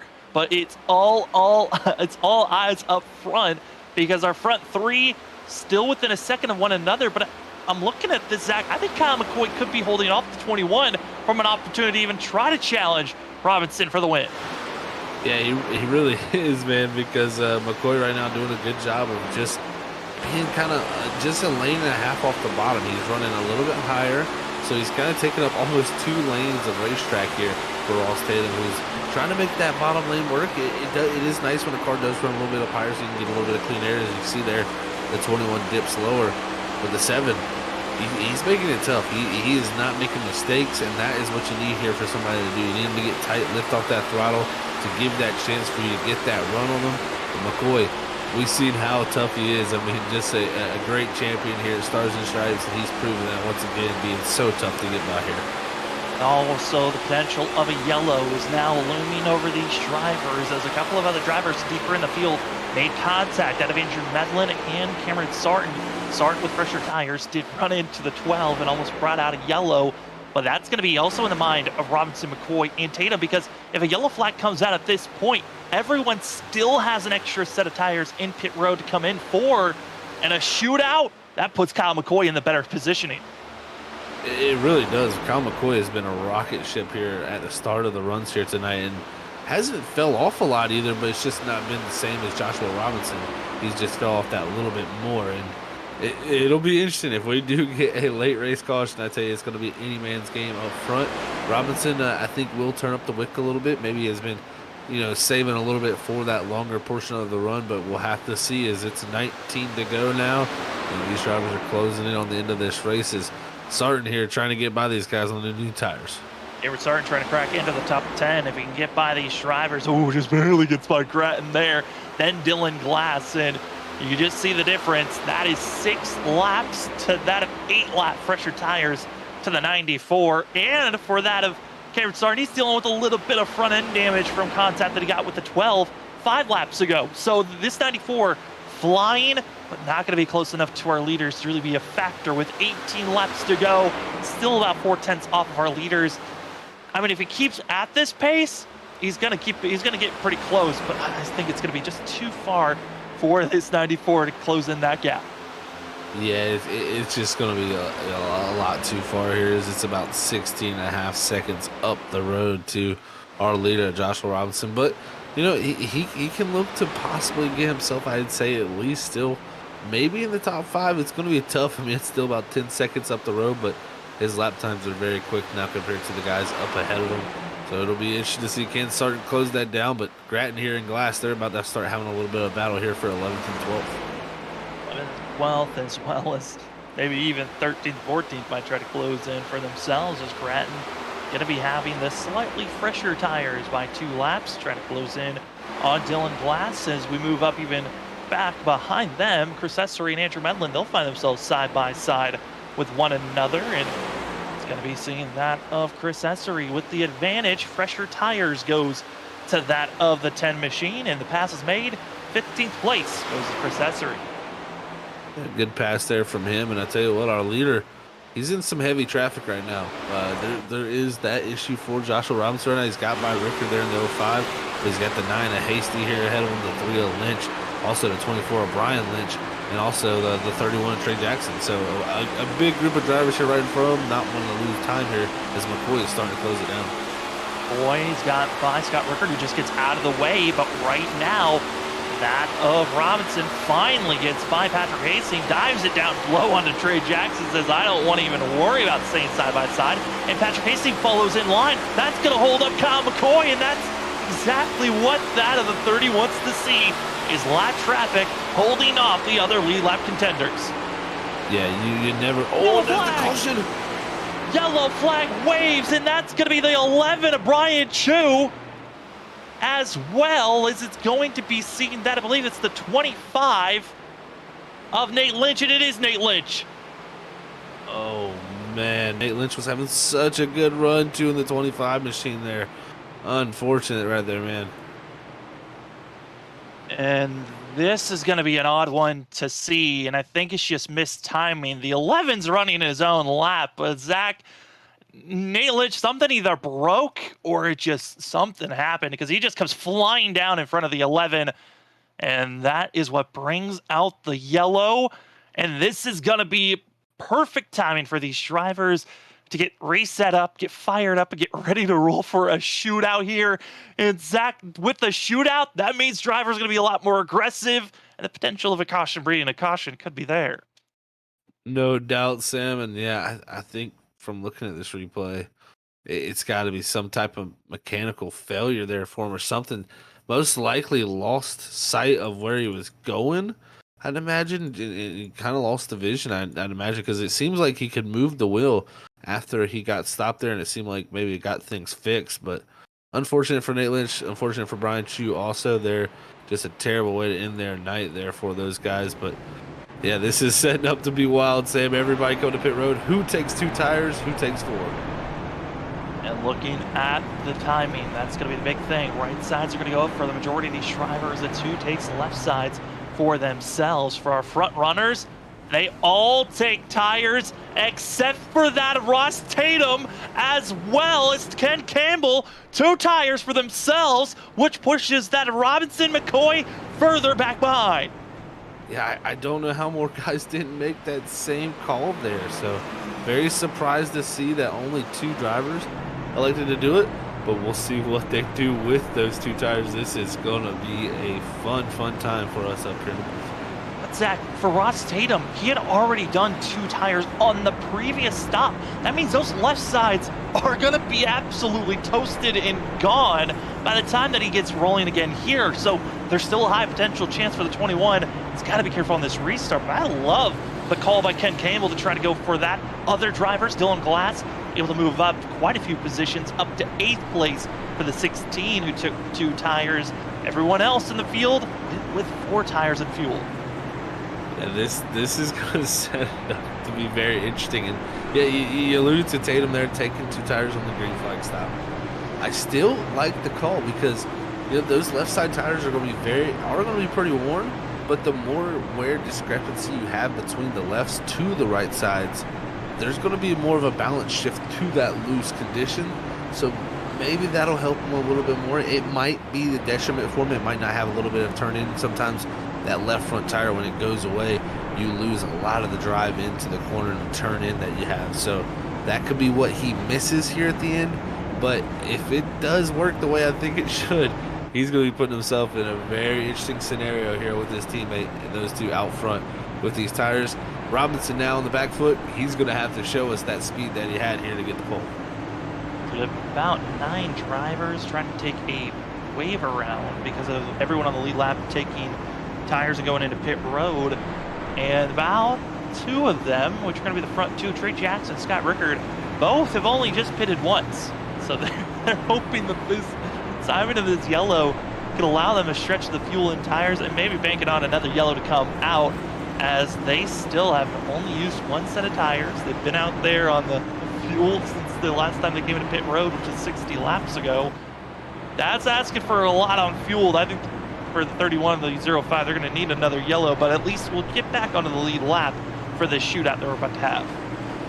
Yeah, and I'll tell you, that's a good strategy because we could very well get a caution. We get a quick yellow, they can come back down pit road and get that service done. So they're trying to get a little bit of a lap jump there without getting that lap or that lucky dog, such as you should say. So getting the wave around and staying out of pit road here and trying to hope maybe something happens here at the end of this race that'll allow them to be able to come down pit road here and reset.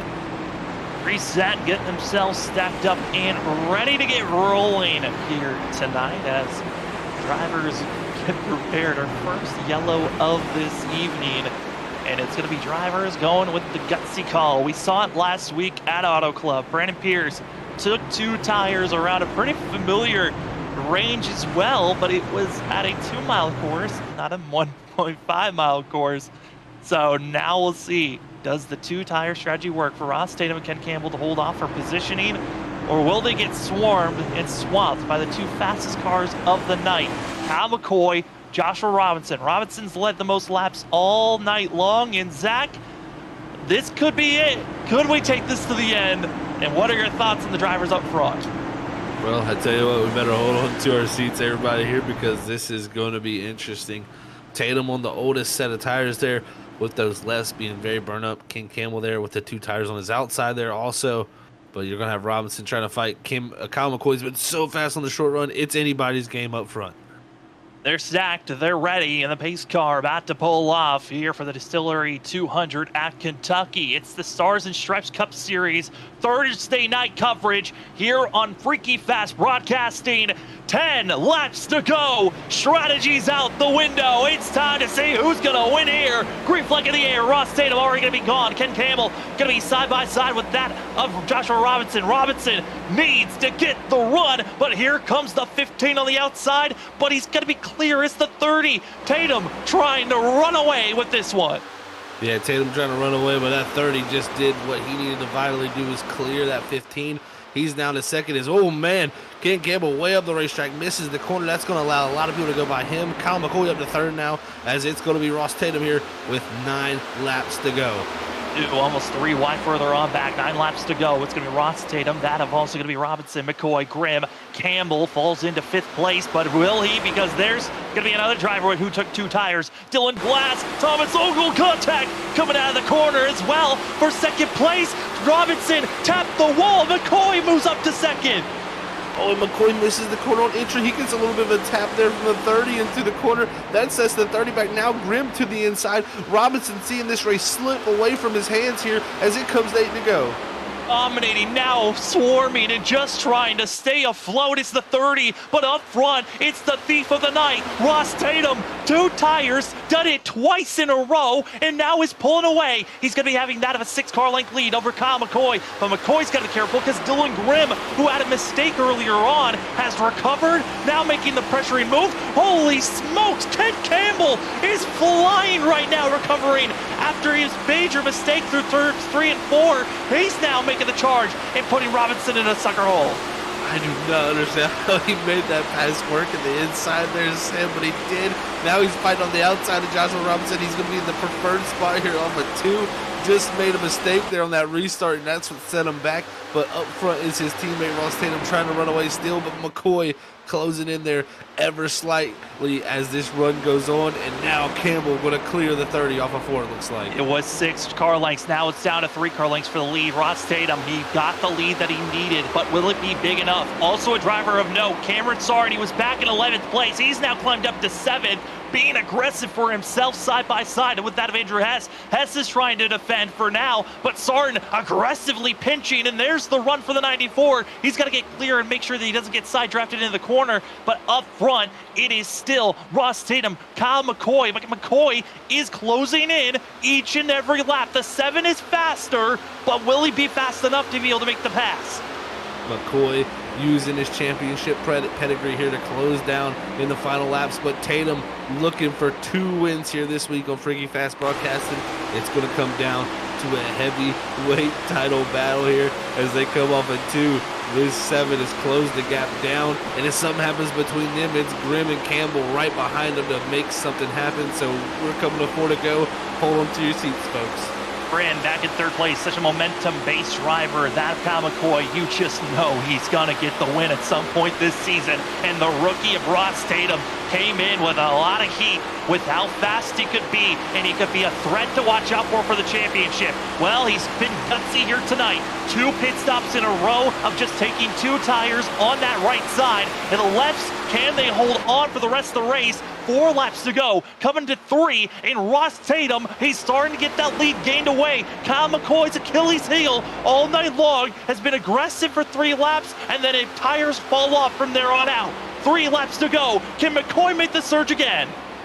This is going to be his chance here. He's got to make something happen. Back in the corner up a little bit as there's contact behind these group here as Ken Campbell gets shoved up the racetrack by Joshua Robinson there as they're coming off of 2. Robinson's going to take 4th, but our top 3 pulling away here down the backstretch. And a little bit of a scuffle. Here comes the 94. That Cameron Sarton now going to be pressuring here, trying to figure out how to get by Thomas Ogle. If he can get by the 83, he might have an opportunity to go for a top 5 run. Impossible, but out of turn number 4 as they're bickering behind. It's 2 laps to go, and now Kyle McCoy's the closest he's been all night long, and he's going to be just overcooking the tires into turn 1. He's only going to have 3 more opportunities. It's the 7 Kyle McCoy. Yeah, he's pushing in real deep, trying to make that 21 overdrive that center and push on the exit. The 7 looking to the outside here as they're going to be coming off a 2 for the penultimate time. Who's going to get it done? They're racing hard in the back, but it's going to be a battle up front. Out front, open for the white flag. It's Ross Tatum. Kyle McCoy dives it down on the apron. White flag's in the air. It's our freaky fast white flag. Ross Tatum, 2 more opportunities for Kyle McCoy. He stays high. He's trying to get the run. Can he get any type of a surge out of turn 2? Here comes Kyle McCoy. He got a little bit of a better run. He's closing in the gap. It's not fast enough. He's got to dive bombing it down low. He throws it to the outside. It was too much. The rookie, the gutsy call. 2 weeks in a row. It's 2 tires that wins. Ross Tatum, winner here at Kentucky. What a drive. 2 weeks in a row, 2 tires. That is just going to be an interesting call. I think a lot of guys are going to be considering when they come back next week. Man, oh man, I tell you what, these next few weeks here, these drivers got to be thinking about what they want to play on pit road because Ross Tatum, he stole it here tonight. He was the thief of the night. He went for so many gutsy calls, and he was hounding the 7 before that late yellow came out. Only needed 1 yellow to come out, and it changed everything for these drivers. The driver that dominated, Joshua Robinson, only able to get 4th place as Dylan Grimm, because of Kyle McCoy's overzealousness to try to make the pass on the 21, losing ground. He'll fall to 3rd. Grimm gets 2nd. But for the driver that gets to burn it down here tonight, it's Ross Tatum in the 21. Congratulations to the 21 team, and as he gets to burn it down, we got the post-race show. We got ourselves coming up, so do not leave your station. We are about to be right back here on Freaky Fast Broadcasting for the Freaky Fast post-race show. See you in just a few moments.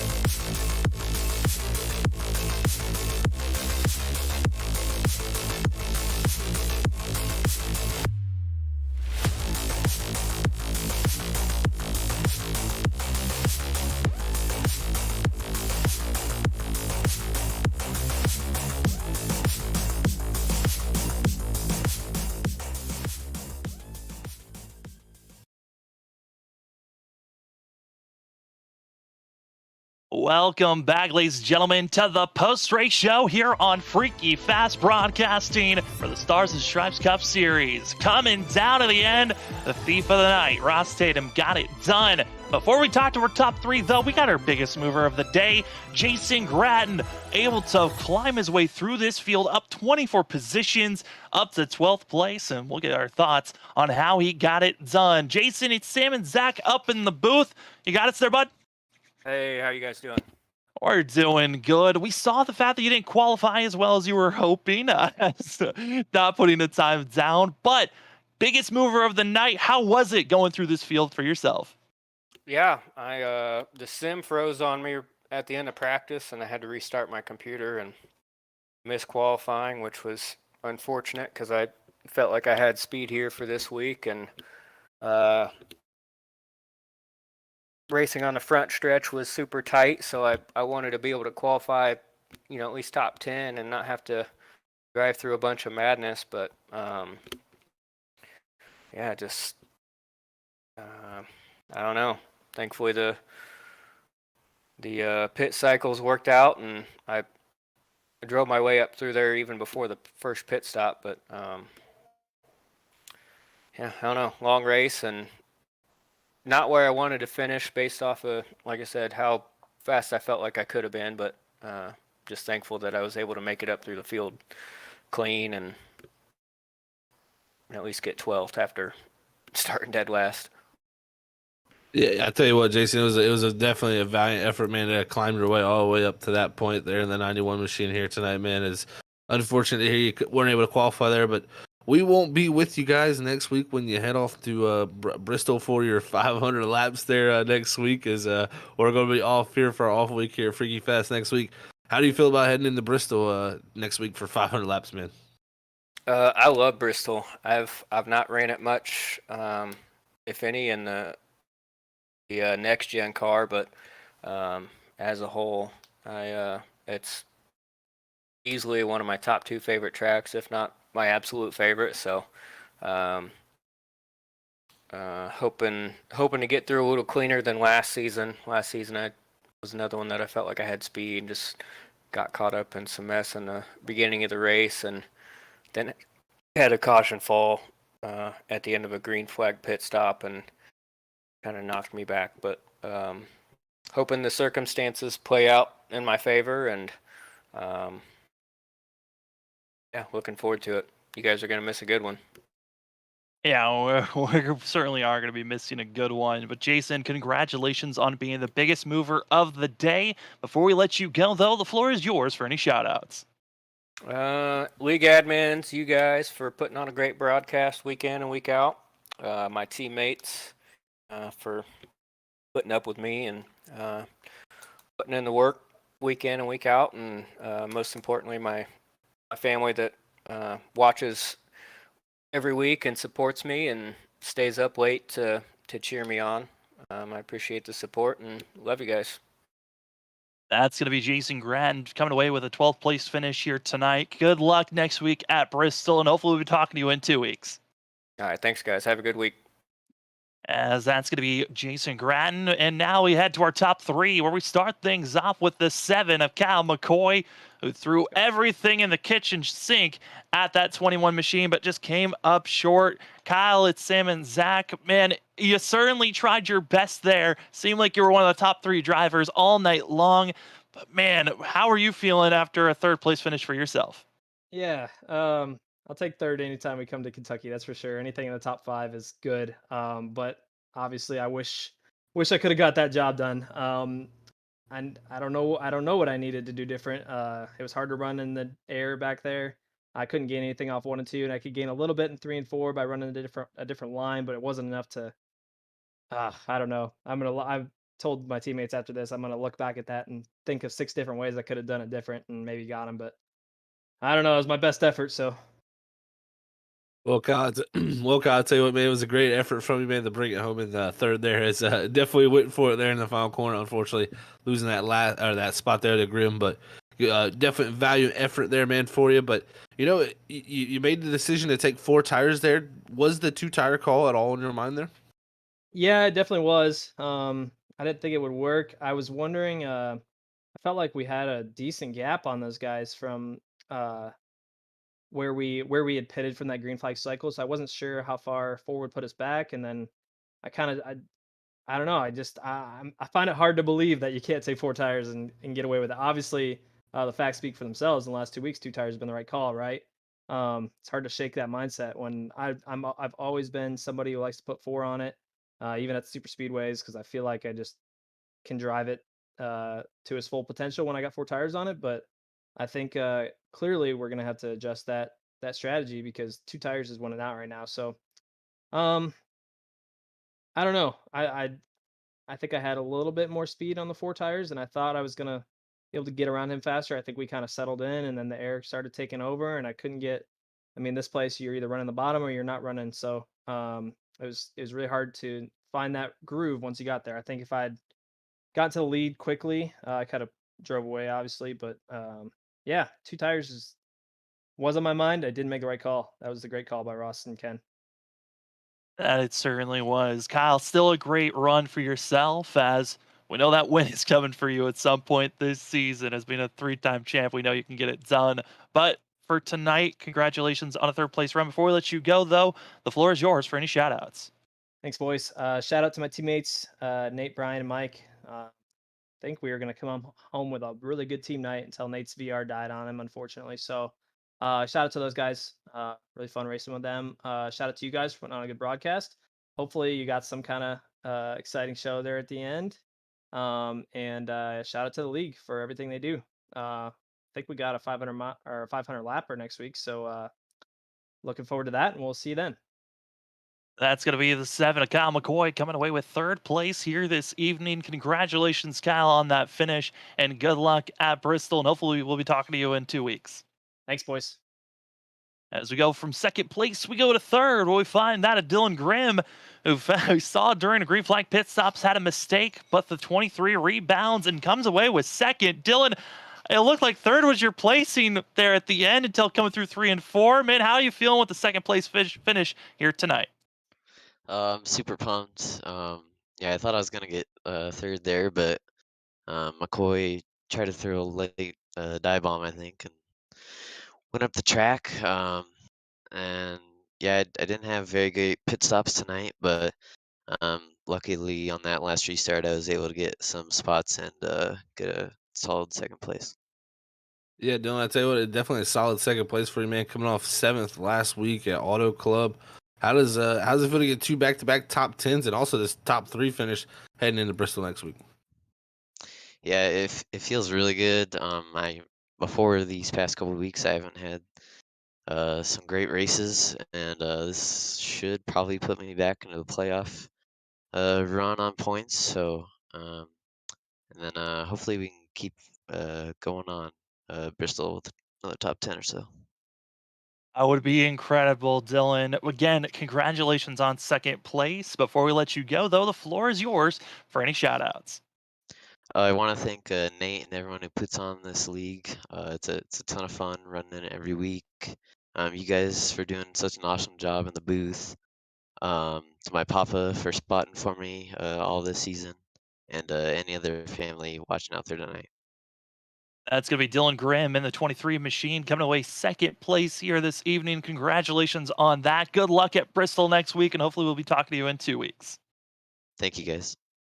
As we go from second place, we go to Victory Lane, where we find the 21 of Ross Tatum, the thief of the night, taking 2 tires twice in the last 2 pit stops that he took, and finding himself into Victory Lane. Ross, 2 weeks in a row, 2 rookies deciding to win, taking 2 tires at the end. How are you feeling after that one? Dude, it feels good. I can't believe I won that. I hate this track so much, and this car was so tight tonight. But thanks to Ken Campbell, I knew 2 tires would work, and somehow made it, and somehow held McCoy off. Man, he's so good. So to hold him off in those last couple laps definitely makes the win much better. Yeah, Ross, I tell you what, it was a very good win for yourself, man. Congrats on that second one this week here on Freaky Fast Dude. So congrats on that also, man. Taking 2 tires there 2 times in a row, man. was there any concern about the left side tires there, or was it even better on the last time? Yeah, actually the first run it felt really good. That last 10 lap run right there, it was really tight for like 2 laps, and I just knew I was going to plummet through the field. But I guess the dirty air held him back a little bit, and it just enough to heat up his right front, so I was able to hold on to it. But yeah, the second run not as good. Wouldn't recommend it. It worked out for me, but hopefully no one else does it again. Maybe I can use this trick again somewhere else. Well, we can't wait to see other drivers trying the trick as well. Ross, congratulations on this win. And before we let you go, the floor is yours for any shout outs. Appreciate it, guys. Obviously got to thank Coca-Cola for paying my bills. I got to thank big thanks to Ken Campbell and the rest of the Storm team, Christopher Wade and Martin Perry. Ken Campbell puts in a lot of work every week to really dial us in. I'm going to be honest, I don't practice enough. I should practice more and help him out more. But he definitely gave me the heads up on the 2 tire call. So big shout out to him. Big shout out to Will Bustler for painting the scheme. He paints all my schemes. Anyone who needs a paint scheme, contact Will. He's the man. He's doing some great work. And then a big shout out to Jonathan Woods. He's got a birthday tomorrow, so happy 30th to Jonathan. I got to thank my wife and kid for letting me race, and obviously Freaky Fast, best broadcast out there. Love going back and watching it. And got to thank Sharp Apparel for sponsoring the league, and just everyone for watching. Well, Ross, what a gutsy call you made, and it certainly worked out. Congratulations on this win, and congratulations on having a berth to the playoffs as well. As good luck going into next week at the Bristol race, 500 laps. Good luck on that one. We'll be back in 2 weeks, though, so hopefully we'll be talking to you then at Indy. Appreciate it, guys. That's going to be your winner here tonight, Ross Statham in the 21, and what a night it was. Almost clean and green to the very end, but a late yellow after Nate Lynch, like we just got the confirmation, his VR rig crashing, and that was the reason why you just saw him sporadically turn down. Hopefully, we'll see more drivers get some more cleaned up racing action, but those are the technical difficulties that somehow just happen randomly.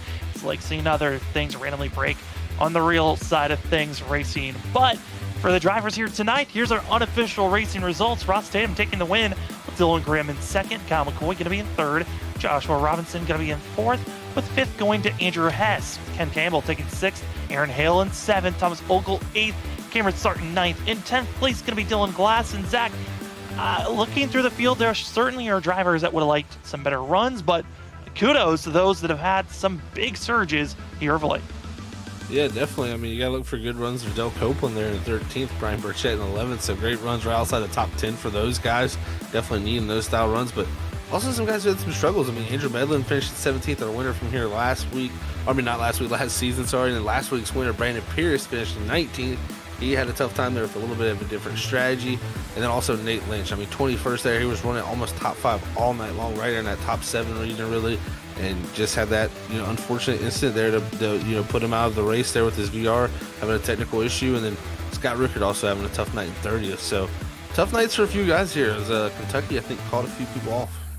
Yeah, Kentucky was a little bit more difficult than I think some were told, but obviously there was a lot of talking points being notified to us that this track was difficult. It was tight. It was going to be hard to run.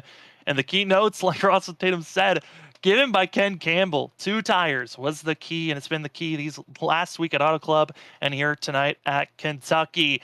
Zach, tonight, overall, great racing. We get to take next week off, which is for these drivers going to be Bristol for 500 laps, the full distance. That's going to be a marathon for themselves. But we come back in 2 weeks for Indy. These drivers, they've got a lot of hard work to deal with. Yeah, they definitely will have a lot of hard work to deal with when they come back. When we come back here with them at Indy, and you also got Bristol in between that, so it's going to be a tough 2 weeks for these guys heading up. But man, it's going to be fun to see all the action play out, and can't wait to be back at Indy to see who's able to win there at the world famous Speedway there for sure. Man, it's going to be a pleasure to call that action at the Brickyard.